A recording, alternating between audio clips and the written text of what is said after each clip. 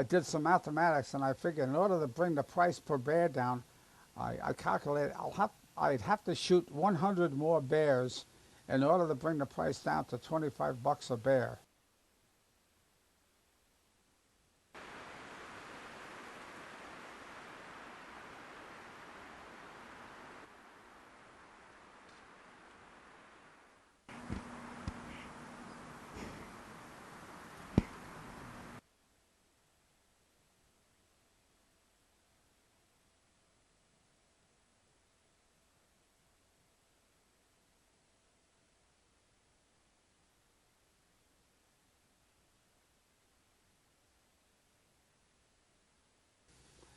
So I opened up the door to go out, and the big garage door right next to the ramp was open. I took about 2 steps down the ramp, and all of a sudden I realized there was something on my left, and I looked. Maybe about 4 feet away was a bear. It looked like he had dumped a garbage can. He looked at me and I looked at him, and I think both of us got scared. And I jumped back into the house, and I went over and got my VFW rifle, dug out my ammunition, the ceremonial rifle. I was on the VFW firing squad that fired salutes to the dead on Memorial Day, 3 rounds at the cemetery. It's a made by Remington Country, a 1906. It's a 30 caliber, not semi-automatic or anything like that. You have to action the bolt each time you fire the rifle. And when I was in the SeaBees, we had to qualify the first time on the range with a rifle just like that. I shot marksman. Later on, they gave us what they call a carbine, which is a smaller one that was semi-automatic that we had to use, and we took away the war. I never got to shoot any Japs, much to my dismay. I just served as a target for them. I never got to shoot back. So I'm sort of a frustrated Jap hunter, and the best I can do is shoot black bears.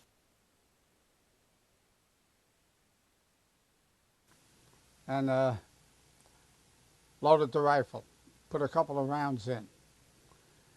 Then decided I'd go out and look for the bear again. I opened the door, and it was still there, and it had not my garbage can, but a can that had my birdseed in it. And he grabbed the birdseed and took off to the side of the house. And I walked out. I cocked the rifle. He was about 50 feet away, and chewing away in my seed bag.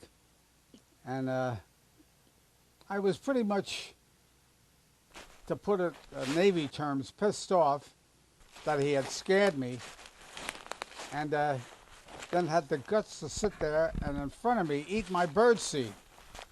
So I drew a bead down on him. I knew I had to hit him in the head to make sure that he was down when he went down, and I squeezed the trigger off, and nothing happened. So Big Hunter Joe, all the plans I had, if I ever got a chance to get the son of a bitch, I forgot to load a round into the chamber. Anyway, I cocked and put a round into the chamber. I drew down on him and I put a bullet right in his ear. Then I walked over to see the effects of the shot, and I realized that I'd got him in the ear. Prior to taking the shot, because it was in the neighborhood, and my neighbor's house is a little ways away, I knew that if I missed him, the round would go into the ground and it wouldn't ricochet and bounce off into somebody's house.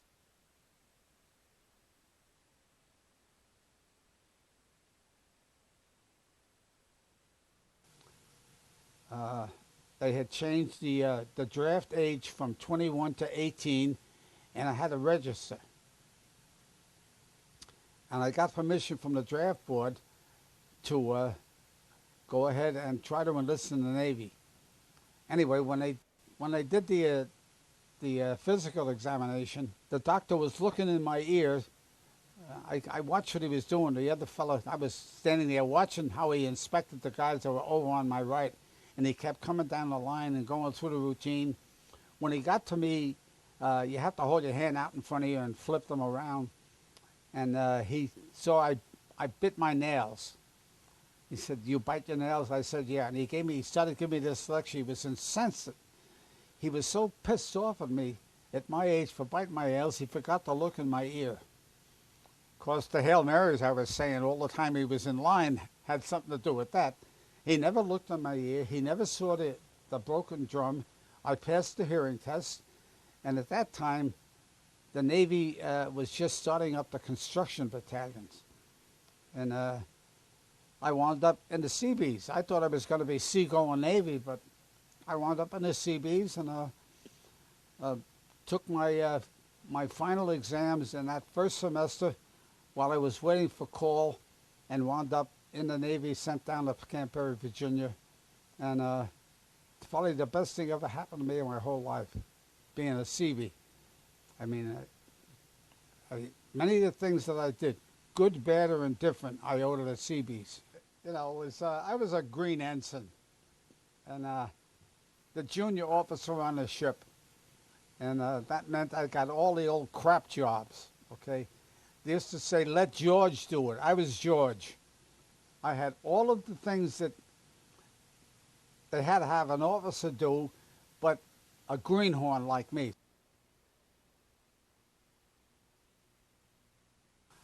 I got commissioned, and I went back in the fleet to serve in the seagoing Navy, and I was an ensign.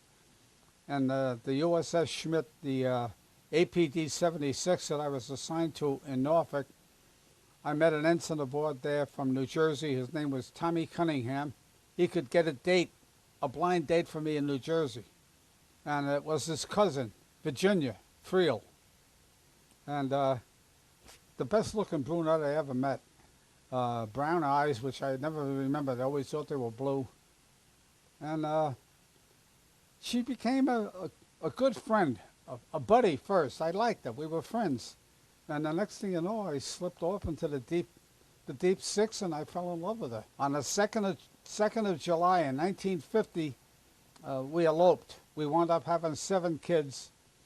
Seemed like every time we would move to a new house, we'd have a new baby. And moved into Simsbury in '64, and we've been here in this house for over 44 years now.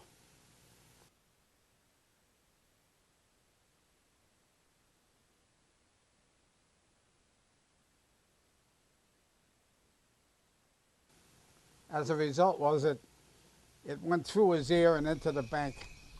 I had killed him. So the next day, somebody in the neighborhood, I still don't know who it was, I have my suspicions, notified the police department that I had shot a bear. And so numbnuts Rudowitz, the animal control misnamed officer, came over to the house. And while I was still trying on my own to get the goddamn bear into the big garbage can, and I wasn't having very much luck. In the midst of it, old stupid Rudy comes over and said he was here for the bear, about the bear. And I don't like this son of a gun anyway. And I said, "What bear?" He said, "The bear you shot." And of course the damn thing was right. All he had to do was open his eyes. That goddamn bear was laying there in the ground right in front of him. Anyway, after that, things got pretty hairy.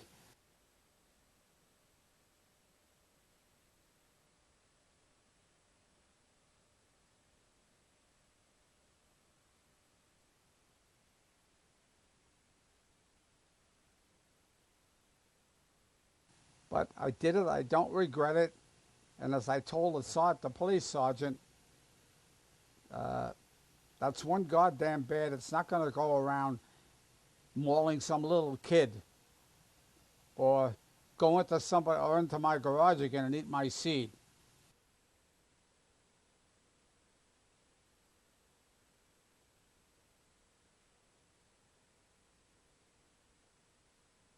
I'm still trying to figure out a way to get bears. I am unrepentant, if that's the word for it.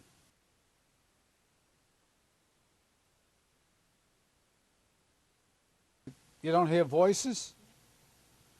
Well, you know, you're lucky. I'm all alone in this house. I hear voices. Sometimes I think my name is not Joe Fleming, it's Joe of Arc. I mean, I keep hearing these strange voices, and it has something to do with the that life support thing that they make me wear. You know, if I fall down on something, to press the button.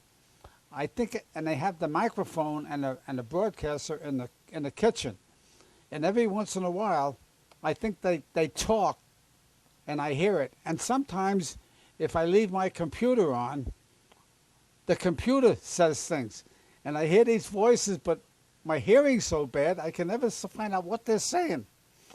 But I keep thinking I'm hearing voices.